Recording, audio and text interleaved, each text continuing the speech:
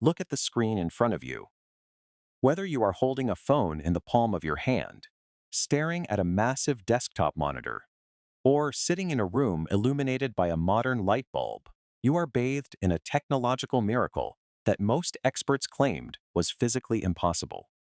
We take light for granted. We flip a switch, and the darkness retreats. But for decades, humanity was trapped in a chromatic prison. We had conquered the shadows, but we were burning the earth to do it. The old incandescent light bulbs invented by Thomas Edison were fundamentally flawed. They were not light bulbs. They were heat bulbs. 90% of the electricity pumped into them was wasted as pure, useless heat. As the population of the world exploded into the billions, this inefficiency became a planetary crisis. We were burning mountains of coal and rivers of oil simply to keep the lights on. The world desperately needed a cold, efficient, eternal source of light. We needed the solid-state revolution to do for illumination what the microchip had done for computing. In the 1960s, scientists found the first key to the prison door. They invented the light-emitting diode, the LED. It was a spectacular breakthrough. By passing electricity through a specially designed semiconductor crystal, they could force electrons to jump across a microscopic gap. When the electrons landed, they released their energy not as heat but as pure, cold light. It was the ultimate, perfect light source. But there was a catastrophic problem. The color of the light depended on the height of the microscopic gap, known as the band gap. If the gap was small, the jump was easy, and the electron released a low-energy photon. Red light. By the late 1960s, red LEDs were everywhere, glowing on calculators and digital alarm clocks. If you widened the gap, making the jump harder, you got a higher energy photon.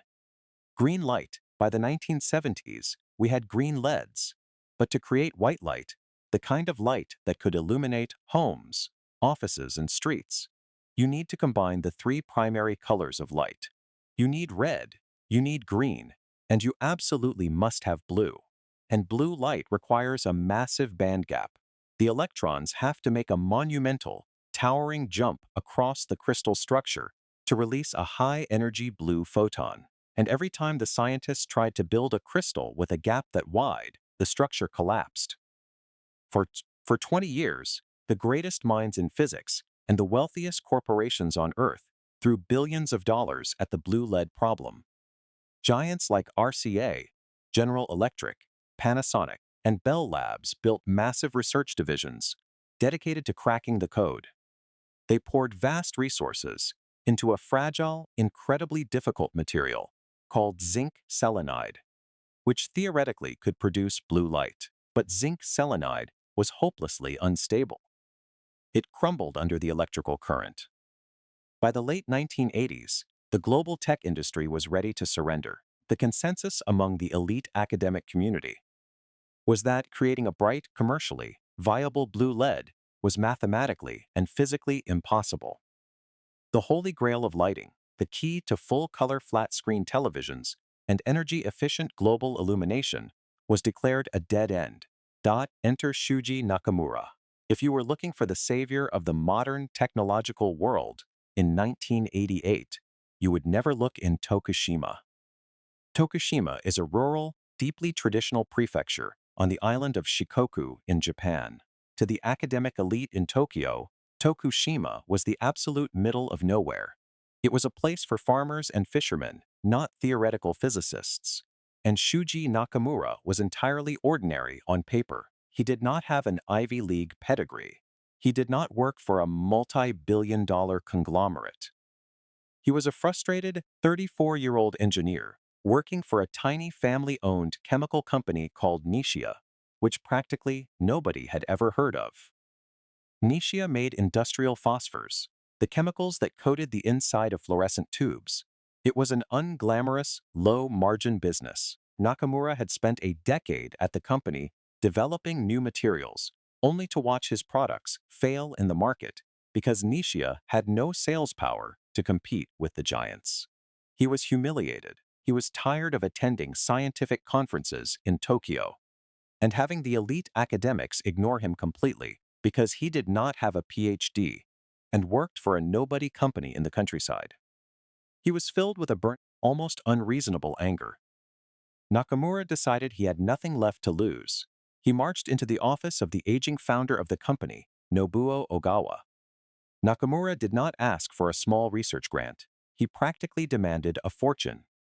He told the founder that he wanted to build the impossible blue lead, and to do it, he needed $5 million. In the late 1980s, for a tiny rural company, this was an astronomical company bankrupting sum. Any normal CEO would have fired him on the spot. But Nobuo Ogawa was not a normal CEO. He was an old-school, gut instinct entrepreneur who had built his company from scratch. He looked at the fire in the eyes of his frustrated engineer, and in a moment that permanently altered human history, the old man simply said, "Okay." He wrote the check. Nakamura was sent to the University of Florida for a year to learn how to use a massive, highly complex machine called an MOCVD reactor. This machine was the key to growing semiconductor crystals atom by atom. But his time in America was miserable. Because he only had a master's degree, the American researchers treated him like a technician. They would not let him use the machine for his own research. He spent a year just turning valves and fixing pipes for other people. But instead of breaking him, this humiliation forged a weaponized stubbornness inside him. He learned exactly how the machines worked, and more importantly, he learned why they failed. When Nakamura returned to rural Japan, he made a decision that every established expert on Earth considered absolute sheer lunacy. He abandoned the golden child material, zinc selenide. Everyone in the world was working on zinc selenide. Nakamura reasoned that if the giants with their billion-dollar budgets could not make zinc selenide work, he had zero chance. He needed to find a back door. He chose an outcast material called gallium nitride. Gallium nitride was the ugly duckling of physics. In the 1970s, a few researchers had tried to use it, but they had all abandoned it in disgust. To make an lead, you have to grow the crystal on a base plate, usually made of sapphire. The problem is, the atomic structure of sapphire and the atomic structure of gallium nitride do not match up. They have a massive lattice mismatch. Trying to grow smooth gallium nitride on a sapphire plate is like trying to build a perfectly flat brick wall on top of a base of bowling balls. The crystal grows unevenly. It warps, it cracks, and it fills with microscopic defects that swallow the light. It was a complete dead end. But Nakamura was alone. He had no colleagues to tell him he was an idiot. He had no academic peers looking over his shoulder. He locked himself in his laboratory and began to work. He bought a commercial MOCVD reactor, but it was useless for his radical ideas. So he began to tear it apart. Every single morning, Nakamura would come into the lab, pick up a welding torch, and physically rebuild his reactor. He was dealing with incredibly dangerous, highly toxic gases. He was working with furnaces that operated at over 1,000 degrees Celsius. It was brutal, exhausting, physical labor. He would weld new quartz tubes, modify the gas nozzles, and fire up the machine. The gases would flow into the superheated chamber, reacting to form microscopic layers of crystal on the sapphire plate. He would take the crystal out, test it, and find it hopelessly cracked and useless. The next morning, he would take his welding torch, cut the machine apart, reconfigure the plumbing, and try again. He did this for years. He built over 500 different modifications to his reactor. There were explosions. There were fires. The physical and emotional toll was agonizing. He was working entirely alone, deeply isolated, chasing a ghost that the entire scientific community had pronounced dead. He was burning through the founder's money at a terrifying rate. To make matters worse, the founder retired, and his son took over the company. The new president looked at the balance sheet, saw the massive black hole of Nakamura's research, and ordered him to stop immediately. He told Nakamura that the gallium nitride project was a failure and to get back to making conventional phosphors. For a Japanese corporate employee to openly defy the president of the company was unthinkable. It was cultural treason. But Nakamura was past the point of caring about etiquette.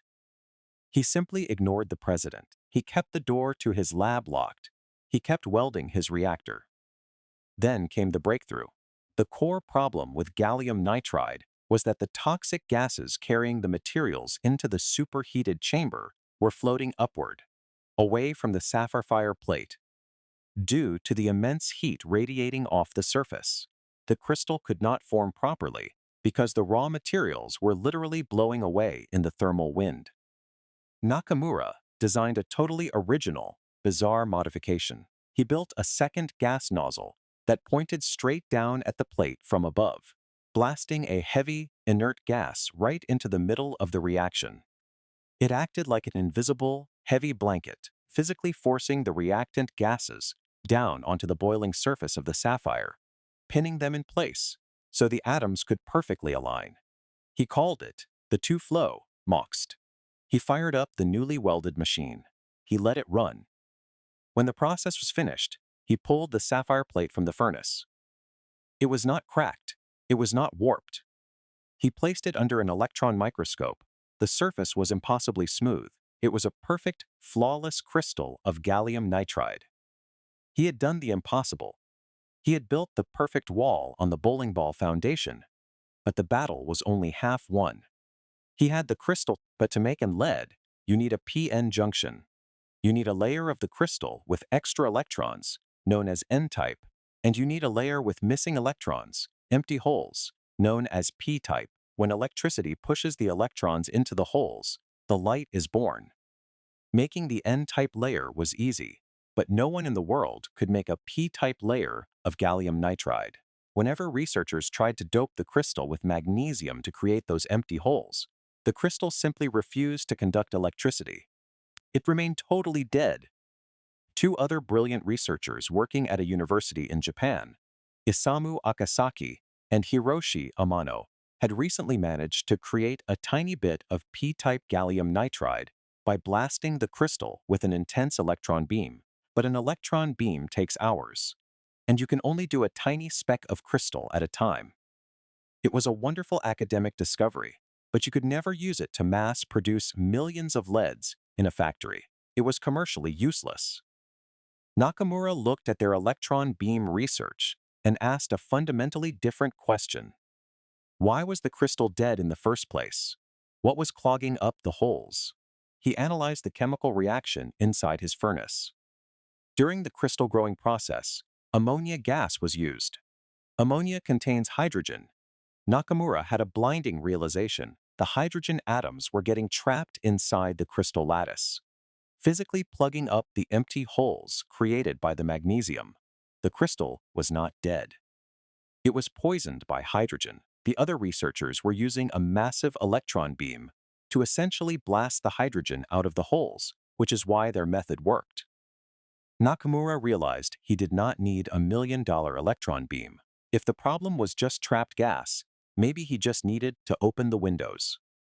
He took his flawless crystal, put it into an ordinary, simple thermal furnace, pumped in a nitrogen atmosphere, and just baked it. He subjected it to intense, sustained heat. The heat caused the hydrogen atoms to vibrate, break loose from the crystal lattice, and simply float away. It was a solution so brutally simple, so elegantly obvious in hindsight, that it defied belief. He took the baked crystal out of the furnace. He attached two electrical probes to the surface. He flipped the switch. Thus, a searing, brilliant, blinding blue light exploded across the laboratory. It was not a dim academic glow. It was a spectacular, piercing, overwhelmingly powerful blue photon. It was the brightest blue light ever generated by a solid-state device in the history of the world. In the profound silence of his rural laboratory, surrounded by the scorched metal of his homemade reactor, Shuji Nakamura had broken the chromatic prison. He had solved the impossible puzzle. In late 1993, the tiny, unheard-of Nishia Corporation announced to the world that they were going to mass produce high-brightness blue LEDs. The global tech industry went into absolute shock. The giant conglomerates, the multi-billion-dollar research labs, the Ivy League professors, they were all caught completely off guard. They assumed it was a hoax, but it was real. Within months, Nisha was shipping millions of blue LEDs. By adding a simple yellow phosphor coating to the blue LED, the blue light mixed with the yellow light, and pure, perfect, brilliant white light poured out. The Holy Grail was found. But this is where the story shifts from a triumphant underdog tale into a bitter, ruthless corporate war. Nisha Corporation instantly became one of the most powerful and profitable companies in the technology sector. They held an absolute monopoly over the blue lead. Because they held the patents to Nakamura's two-flow reactor and his thermal baking process, no other company in the world could manufacture a blue lead without paying them extortionate licensing fees. The tiny rural chemical plant exploded into a multi-billion-dollar global leviathan. And what was Shuji Nakamura's reward? For handing his employer the keys to the 21st century. The company invoked a strict interpretation of Japanese corporate law, which stated that all inventions created by an employee belong entirely to the corporation. For inventing the blue lead, a technology that would generate hundreds of billions of dollars, Nisha Corporation handed Shuji Nakamura a performance bonus of 20,000 yen. At the time, that was roughly equivalent to 180 US dollars.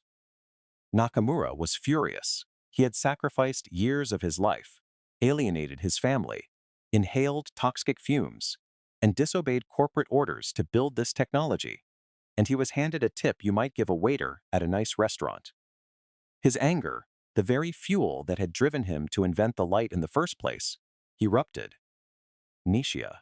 He left his home country and took a professorship at the University of California, Santa Barbara, and then he did something unprecedented in Japanese business history. He turned around and sued his former employer. The lawsuit shook the foundations of the Japanese corporate establishment. The idea of a rogue engineer dragging a massive, wealthy corporation into public court to demand fair compensation for an intellectual property patent was entirely alien to the culture. Nakamura argued that he had practically been forced to invent the technology in secret against the direct orders of the president, and therefore the standard corporate ownership laws should not apply. The legal battle was long and bitter. The Tokyo District Court eventually shocked the world by ordering Nisha to pay Nakamura an astonishing $200 million in compensation, although the final settlement on appeal was later reduced to about $8 million. The damage to the status quo was permanent. Nakamura had completely rewritten the rules of innovation in Japan. He forced corporations to completely restructure how they compensated their engineers and scientists for groundbreaking patents. He became a hero to thousands of underpaid, invisible researchers across the globe. In 2014, the ultimate vindication arrived. Shuji Nakamura, along with Isamu Akasaki and Hiroshi Amano, was awarded the Nobel Prize in Physics. The outcast from the rural island had ascended to the absolute pinnacle of human achievement. But the true climax of Nakamura's story is not the Nobel Prize. It is the silent, staggering impact of his invention on the planet you and I live on right now. Look around you. The invention of the blue lead allowed for the creation of the white lead. Over the last decade, white LEDs have rapidly eradicated the incandescent bulb from the face of the Earth. Because lead is so incredibly efficient, wasting almost zero energy as heat, the global transition to LED lighting has caused a massive, unprecedented drop in global electricity demand. We are currently saving gigatons of carbon emissions every single year. The blue lead is quietly doing more to fight climate change and reduce our dependence on fossil fuels than almost any other physical technology in existence. Furthermore, without the blue lead, the screen you are using to consume this story would not exist. Every smartphone, every flat-screen television, every laptop computer relies on a backlight of white LEDs, which are fundamentally powered by Nakamura's blue light. Without his stubbornness, the mobile digital revolution would have never happened. We would still be hauling around massive, heavy, power-hungry cathode ray tube televisions. This incredible saga of the blue light leaves us with three profound lessons for our own lives, our businesses, and our creative pursuits. First, the supreme advantage of the outsider. Shuji Nakamura succeeded precisely because he was isolated. He was not surrounded by academic peers telling him what was impossible. He was not burdened by the massive, slow-moving bureaucracy of a tech giant like G or Panasonic. He had the freedom of obscurity. When you are ignored by the experts, you are granted the incredible luxury to run experiments that the experts are too afraid to try. Never view your lack of prestige as a weakness. View it as your ultimate tactical advantage. The greatest breakthroughs almost always come from the periphery, from the people who do not know they are supposed to fail. Second, you must be willing to build your own tools. Nakamura did not just buy a machine and press play. When the existing technology could not do what he needed, he picked up a welding torch and physically altered reality. In business, in art, and in science, if you are only using the exact same software, the exact same frameworks, and the exact same tools as your competitors, you will inevitably end up with the exact same results. To create something entirely new, you often have to stop being a consumer of tools and become a creator of them. Do not let the limitations of your equipment dictate the limitations of your vision. Third, the absolute necessity of defiance. The turning point of the blue lead story was the moment the president of the company ordered Nakamura to stop. If Nakamura had been a perfectly obedient employee, if he had valued corporate harmony over his own intuition, the digital age would look fundamentally different today. There are moments in every deeply meaningful pursuit where the authority figures, the bean counters, and the managers will tell you to abandon ship. True innovation requires an arrogant, almost irrational belief in your own thesis. You have to be willing to lock the door, ignore the boss, and force the universe to yield. We live our lives bathed in a miracle. The glow illuminating your face right now is not just electromagnetic radiation. It is the physical manifestation of sheer, unadulterated human stubbornness. It is the light of a man who looked at an impenetrable wall of physics, picked up a welding torch, and refused to turn back. If you found this deep dive into the hidden history of the technology that powers our world as fascinating as I do, please hit that like button, subscribe to the channel, and check out my other videos where we peel back the layers of history to reveal the secret forces shaping our reality. Thank you so much for listening, and I will see you in the next one.